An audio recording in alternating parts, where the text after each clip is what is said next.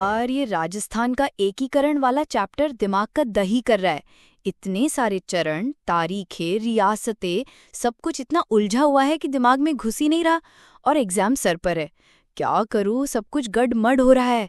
अरे वाह, तू तो वही गलती कर रही है जो मैंने पहले की थी। राजस्थान का एकीकरण कोई बोरिंग टॉपिक नहीं है यार। ये तो भारत की सबसे रोमांचक कहानियों में से एक है। चिल यार, तू इसे इतिहास की किताब की तरह क्यों पढ़ रही है? देख, ये टॉपिक मूवी या वेब सीरीज की तरह है। इसमें भी हीरो हैं, साइडकिक हैं, विलन हैं और बहुत सारे प्लॉट ट्विस्ट हैं। अगर एक बार तू इस कहानी को समझ गई ना, तो फैक्ट्स खुद ब खुद दिमाग में छप जाएंगे। मूवी? ये कैसे? देख, किसी भी मूवी की शुरुआत में सबसे पहले क्या होता है? एक इंट्रो, एक बैक स्टोरी। तो चल हम भी वहीं से शुरू करते हैं। इमेजिन कर कि ये 1947 का भारत है। आज़ाद हो गया है, लेकिन रियासतें अभी भी अपने मन की कर रही हैं। और फिर शुरू होती है हमारी मिशन एकीकरण। वाह, ये तो मजेदार लगता है। चल ठीक है, आज ट्राई करते हैं। ये आइडिया तो सही है, पर इतने सारे फैक्ट्स याद कैसे रहेंगे? जैसे आज़ादी के समय राजस्थान में कितनी रियासतें और ठिकाने थे? ये कहानी है सरदार वल्लभ भाई पटेल और वीपी मेनन की जोड़ी की, जिन्होंने इस असंभव काम को संभव बना दिया। ये कहानी सिर्फ राजस्थान के गठन की नहीं है, बल्कि उस समय के हमारे देश की सबसे बड़ी प्रशासनिक चुनौती की है। जब 1947 में भारत को आज़ादी मिली, तो अंग्रेजों ने भारतीय स्वतंत्रता अधिनियम की धारा 8 के तहत देसी रियासतों के साथ हुई अपनी सारी संधियां समाप्त कर दी थीं। इसका मतलब था कि ये रियासतें भारत या पाकिस्तान में शामिल होने के लिए स्वतंत्र थीं, या फिर अपना स्वतंत्र अस्तित्व भी बनाए रख सकती थीं। 19 देसी रियासतें, 3 ठिकाने लावा, कुशलगढ़ और निमराना, और एक केंद्र शासित प्रदेश अजमेर मेरवाड़ा। कुल मिलाकर 23 यूनिट्स थीं। और इन सब को एक करने में कितना समय लगा पता है? पूरे 8 साल 7 महीने और 14 दिन, या अगर दिनों में याद रखना है तो 3144 दिन। यार, हम तो यहाँ एक नया तरीका ढूंढ रहे हैं पढ़ने का। अगर तुमको ये तरीका पसंद आए ना, तो बस एक छोटा सा काम कर देना। इस चैनल को अभी सब्सक्राइब कर लो, क्योंकि अगर हमारे साथ पढ़ोगे ना, तो पूरा चैप्टर बातों बातों में याद हो जाएगा और बोरियत तो कभी पास भी नहीं आएगी। तो चल, कहानी का पहला सीन शुरू करते हैं। 1947 में जब ब्रिटिश भारत छोड़कर गए, तो उन्होंने एक बहुत बड़ी उलझन छोड़ दी। भारत में कुल 562 रियासतें थीं, और उन्होंने इन सबको स्वतंत्र रहने या भारत या पाकिस्तान में विलय करने का विकल्प दे दिया था। ये एक तरह का राजनीतिक अराजकता का माहौल था, जिसमें भारत के टुकड़े टुकड़े होने का खतरा था। हाँ, और राजस्थान की रियासतें भी तो बहुत अलग अलग थीं, कुछ बड़ी, कुछ छोटी। बिल्कुल, और इसीलिए इन सारी रियासतों को एक धागे में पिरोने के लिए भारत सरकार ने 5 जुलाई 1947 को रियासती सचिवालय की स्थापना की। अब हर टीम में एक लीडर और एक स्ट्रैटेजी मास्टर होता है ना। तो इस टीम के लीडर थे सरदार वल्लभ भाई पटेल, जिन्हें हम लौह पुरुष कहते हैं, और उनके सचिव थे वीपी मेनन, जो एक मास्टरमाइंड थे। उनकी स्ट्रैटेजी ने ही इस पूरी प्रक्रिया को संभव बनाया। ओह, यानी सरदार पटेल ने ये पूरी जिम्मेदारी उठाई थी। सही पकड़ी। उनका मानना था कि इन रियासतों का भारत में विलय सिर्फ प्रशासनिक नहीं, बल्कि राष्ट्रीय एकता का सवाल है। इसीलिए उन्होंने 2 शर्तें रखीं। रियासत की जनसंख्या 10 लाख से ज्यादा हो, रियासत की आने वाली आय 1 करोड़ रुपए से ज्यादा हो। इन दोनों शर्तों को जो रियासतें पूरा नहीं करती, उन्हें भारत में विलय करना होगा। लेकिन क्या तुझे पता है, राजस्थान में बहुत सारी रियासतें स्वतंत्र रहना चाहती थीं। जैसे जोधपुर और टोंक रियासत तो पाकिस्तान में भी शामिल होने के बारे में सोच रही थीं। सोच, कितनी मुश्किल सिचुएशन थी। ये तो बहुत ही दिलचस्प है। मुझे लगा था कि सब खुशी खुशी मिल गए थे। यही तो ट्विस्ट है।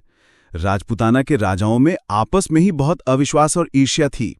मेवाड़ के महाराणा भोपाल सिंह ने खुद भी राजपूताना, गुजरात और मालवा को मिलाकर एक राजस्थान यूनियन बनाने की कोशिश की थी, लेकिन अपने ही राजाओं के अहंकार और आपसी मतभेदों के कारण वो सफल नहीं हो पाए।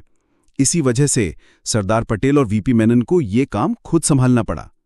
ये कोई स्वाभाविक या आपसी विलय नहीं था, बल्कि भारत को बिखरने से बचाने के लिए एक बहुत ही व्यवस्थित ऊपर से नीचे यानी टॉप डाउन की प्रक्रिया थी। सही में यार, अब ये कहानी लग रही है। तो अब इसके 7 एपिसोड्स कब शुरू होंगे? चल, अब शुरू करते हैं मिशन के 7 एपिसोड्स। हर एपिसोड में एक नया ट्विस्ट मिलेगा और एक नया किरदार मिलेगा। ध्यान से सुनना।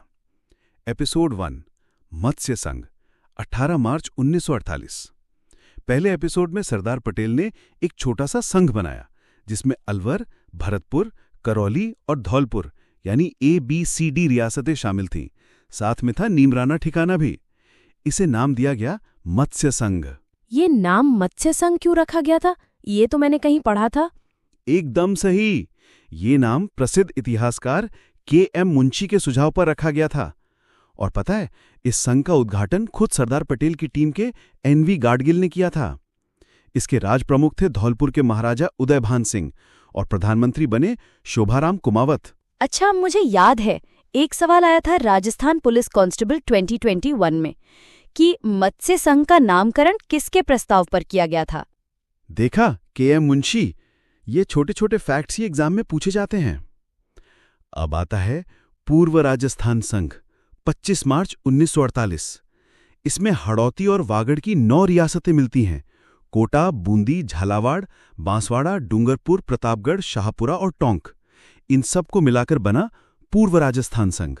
रियासतें एक साथ? ये तो बहुत बड़ा काम था। हाँ, और बांसवाड़ा के शासक चंद्रवीर सिंह ने तो इस विलय पत्र पर दस्तखत करते हुए कहा था कि मैं अपने डेथ वारंट पर हस्ताक्षर कर रहा हूं। सोच कितना ड्रामेटिक था वो पल। इस संघ की राजधानी कोटा थी। राजप्रमुख कोटा के महाराव भीम सिंह बने और प्रधानमंत्री गोकुललाल असावा। अच्छा, मुझे एक सवाल याद आ गया। ये राजस्थान पुलिस कांस्टेबल 2020 में पूछा गया था कि राजस्थान संघ का प्रधानमंत्री कौन बना था?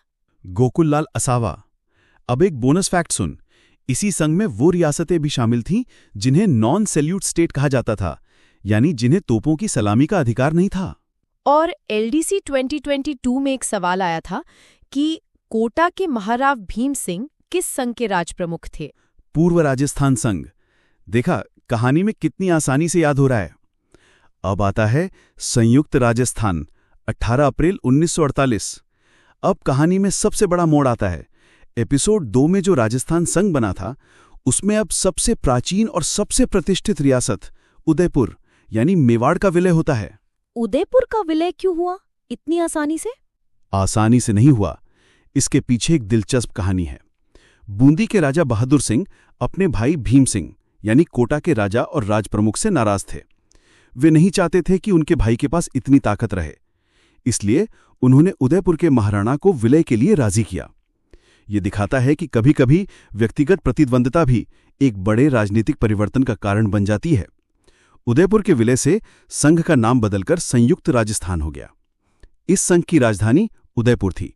मेवाड़ के महाराणा भोपाल सिंह को राजप्रमुख बनाया गया और प्रधानमंत्री कौन बने? माणिक्यलाल वर्मा।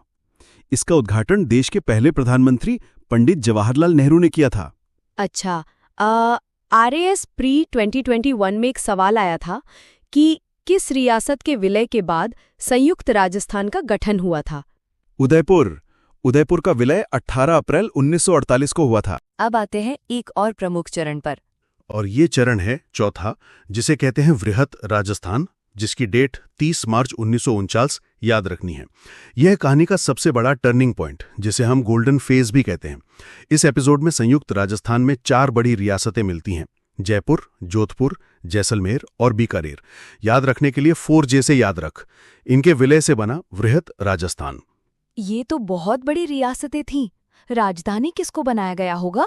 यही तो सबसे बड़ा झगड़ा था। हर कोई अपनी राजधानी चाहता था। इस समस्या को सुलझाने के लिए P सत्यनारायण राव समिति का गठन किया गया, जिसने जयपुर को राजधानी बनाने की सिफारिश की। लेकिन सबको खुश करने के लिए दूसरे विभागों का बंटवारा भी किया गया। ये विभागों वाला सवाल तो एग्जाम में बहुत आता है। RSM SSB पटवारी 2021 में पूछा था कि राजस्थान का कौन सा विभाग कृषि विभाग को समर्पित किया गया था? भरतपुर को। और सुन, न्याय विभाग जोधपुर को, शिक्षा विभाग बीकानेर को, खनिज विभाग उदयपुर को और वन विभाग कोटा को दिया गया था। ये सब अलग अलग एग्जाम में पूछे गए हैं। इसका उद्घाटन खुद सरदार वल्लभ भाई पटेल ने किया था। इस संघ के महाराज प्रमुख भोपाल सिंह और राज प्रमुख मान सिंह द्वितीय बने थे। मुख्यमंत्री बने थे हीरालाल शास्त्री। यार, ये सारे फैक्ट्स और उनके लिंक्स याद रखना बहुत मुश्किल है। इसीलिए मैं कहता हूं कि पढ़ाई को स्मार्ट तरीके से करना चाहिए। तुझे पता है टेस्ट क्यू ऐप पर ये सारे फैक्ट्स वन लाइनर क्विज और मॉक टेस्ट के रूप में दिए गए हैं।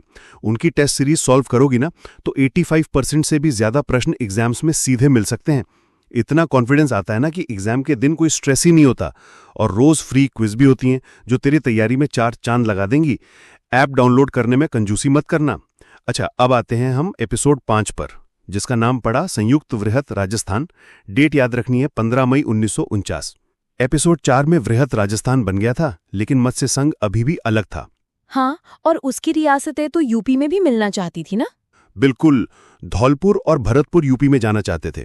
इस समस्या को सुलझाने के लिए शंकर राव देव समिति की सिफारिशों पर मत्स्य संघ को वृहत राजस्थान में मिला दिया गया और इस तरह इसका नाम संयुक्त वृहत राजस्थान हो गया।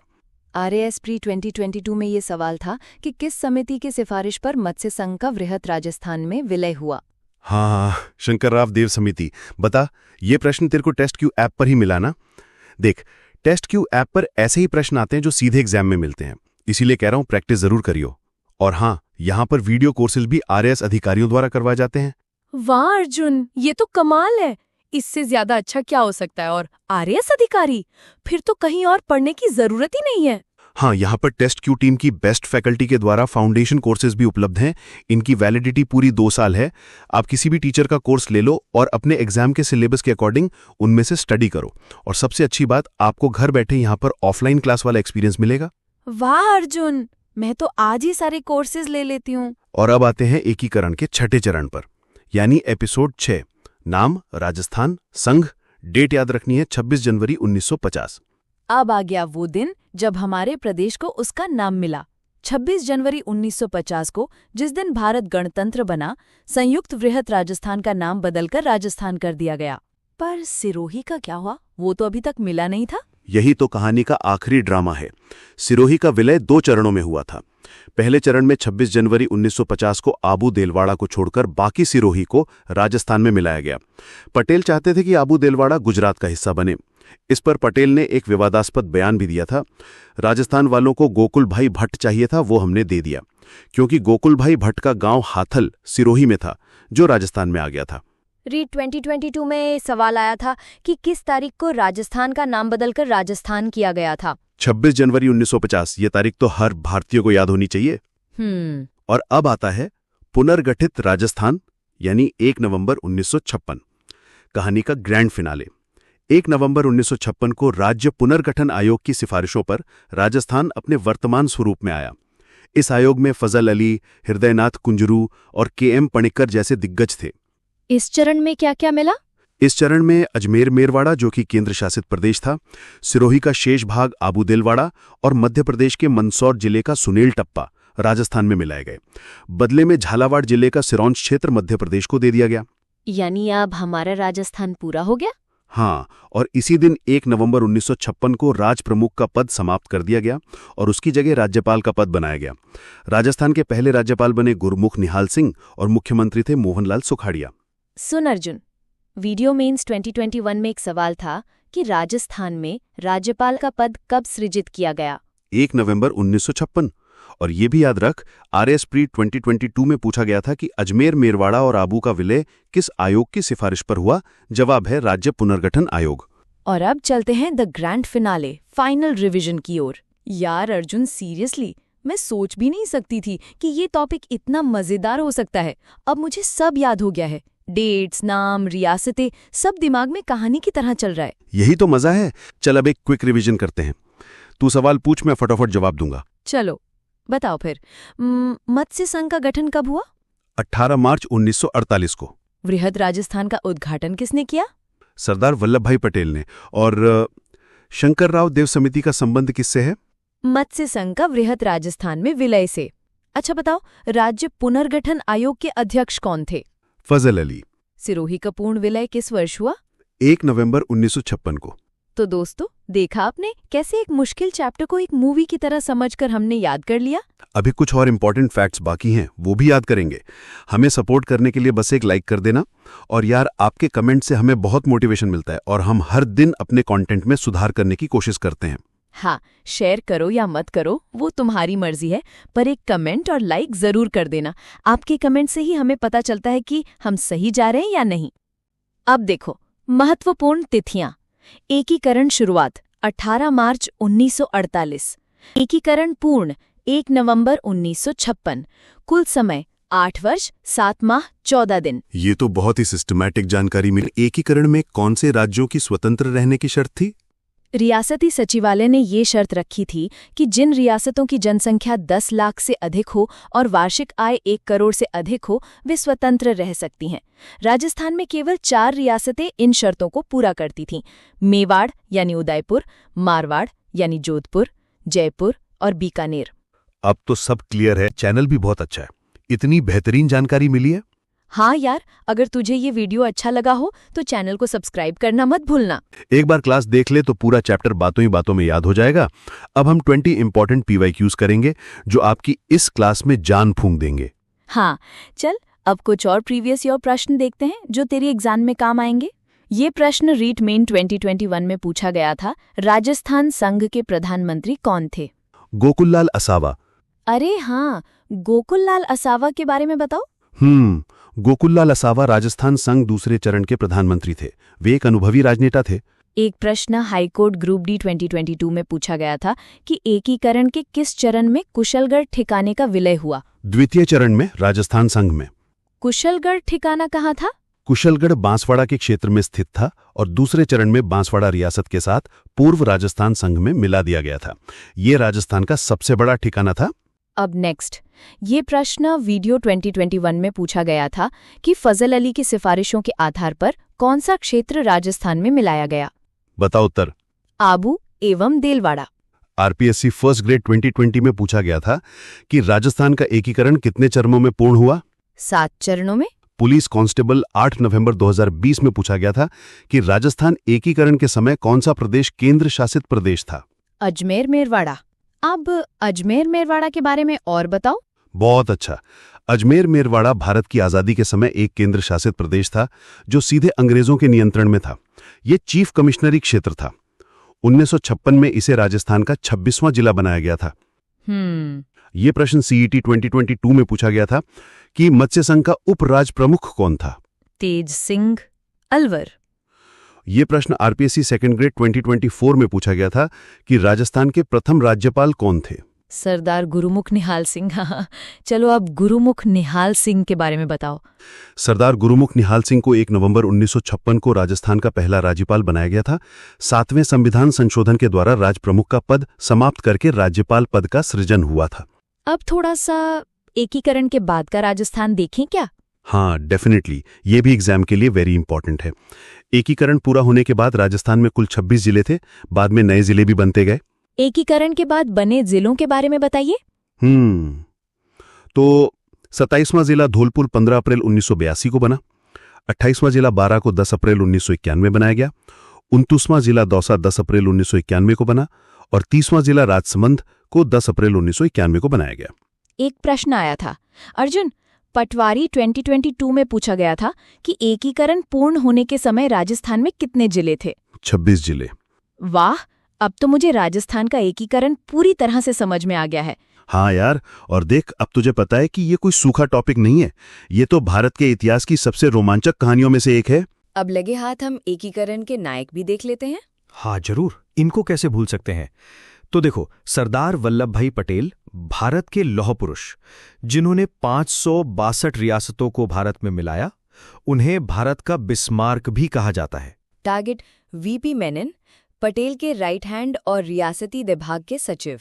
महाराणा भूपाल सिंह, मेवाड़ के शासक जो राजस्थान यूनियन बनाने वाले पहले व्यक्ति थे। हीरालाल शास्त्री, राजस्थान के पहले मुख्यमंत्री। माणिक्यलाल वर्मा, संयुक्त राजस्थान के प्रधानमंत्री और मेवाड़ प्रजामंडल के संस्थापक। RAS प्री 2023 में पूछा गया था, भारत के लौह पुरुष किसे कहा जाता है? सरदार वल्लभ भाई पटेल।